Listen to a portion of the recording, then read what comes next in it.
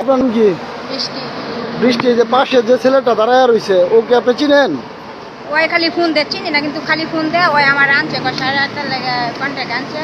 কত টাকা কন্ট্রাক্ট? 3,000। 3,000 টাকা। এর আগে আবার আসছিলেন? এর আগে আর আইছি না, কিন্তু আজকে পরে আজকে কোথায় নিয়ে গেছে আপনাকে? আজকে আমি ডাইরেক্ট আসি, পরে ওষুধ লয়ে যাবার থাকছি। কোন জায়গায় নিয়ে যেতে চাইছিল? মানে এটা তো আমি কই দিল কোন জায়গায় জানি লয়ে যেতে চাইছি। এই আপনার নাম কি?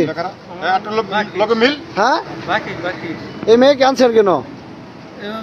আমি আনি নাই। কে আনছে? তার লগে আগে থেকে পরিচিত।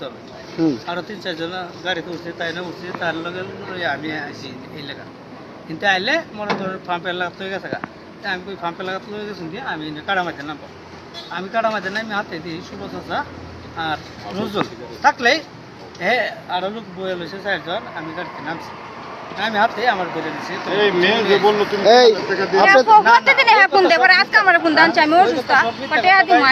আপনি বিয়ে করছেন? বিয়ে করছেন? হ্যাঁ, বিয়ে করছি। ছেলে মেয়ে আছে? তা আপনি ছেলে মেয়ে এবং বিয়ে করছেন, এর ভিতরে আবার যে এই একটা মেয়েকে আপনি 3,000 টাকা কন্ট্রাক্ট আইন না। আপনার দেশে বাড়ি কোথায়?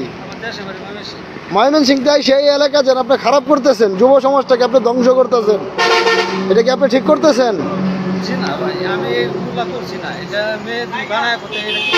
মেয়ে আর মানুষ নাই এই এলাকায়, আর মানুষ নাই, আপনাকে কেন বানায় বলবে? এই মেয়ের ফোন নাম্বার কি আপনার কাছে আছে? আপনি কি ফোন দিছিলেন? তা আপনি কেন ফোন দিছেন?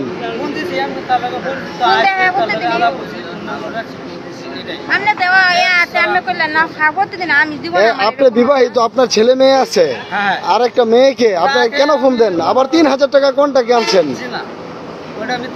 আপনি কি জন্য ফোন দিছিলেন? কি কথা বলার জন্য ফোন দিছিলেন? কি সম্পর্ক? কি সম্পর্ক?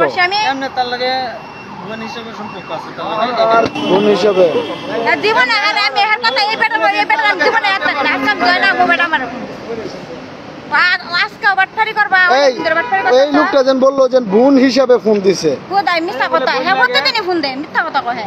প্রতিদিন ফোন দিয়ে আপনাকে কি বলে?